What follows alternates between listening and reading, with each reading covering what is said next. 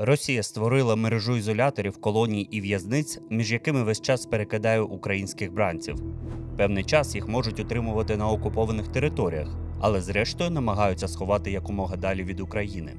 До того, як потрапити на обмін, один військовополонений або цивільний може перебувати у 2, 3 і навіть 6 місцях утримання.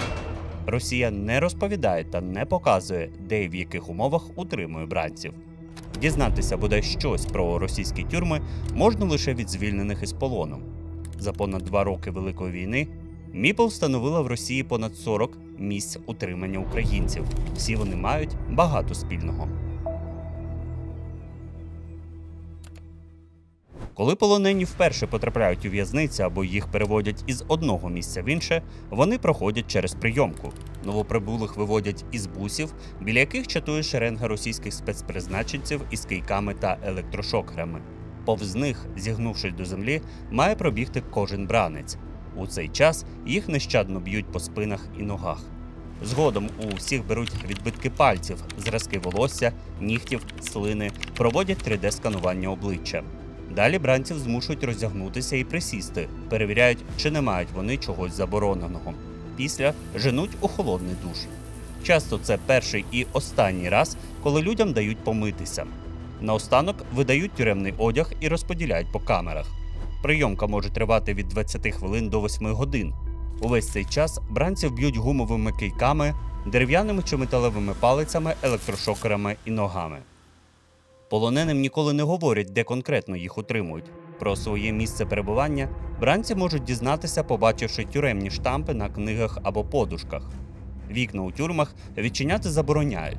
Штучне світло вімкнене цілодобово. Так само весь час працює радіо. Зранку грає гімн Росії, вдень радянські пісні часів Другої світової війни і старі пропагандистські новини.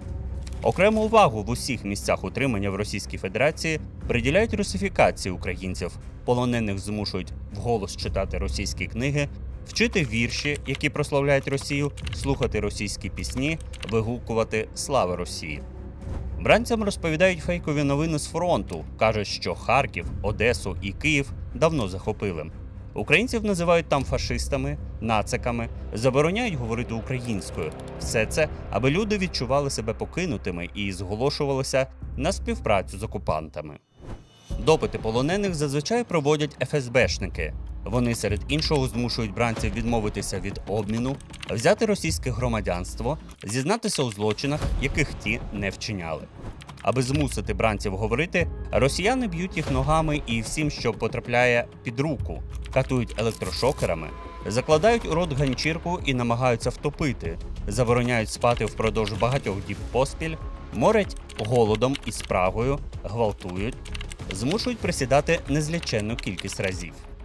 Також у російських тюрмах завжди є карцер. Туди українців відправляють не тільки за відмову говорити на допитах, а й за будь-яке порушення жорстоких правил, яких дуже багато. Наприклад, не можна сідати на ліжко вдень, не можна займатися спортом, не можна просити про медичну допомогу, не можна жалітися на умови утримання, не можна ставити питання.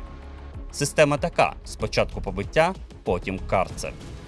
Крім того, 1, 2 чи 3 рази на день у камерах проводять обшуки. Під час них полонені мають стояти у позі ластівки з широко розставленими ногами та піднятими вгору руками.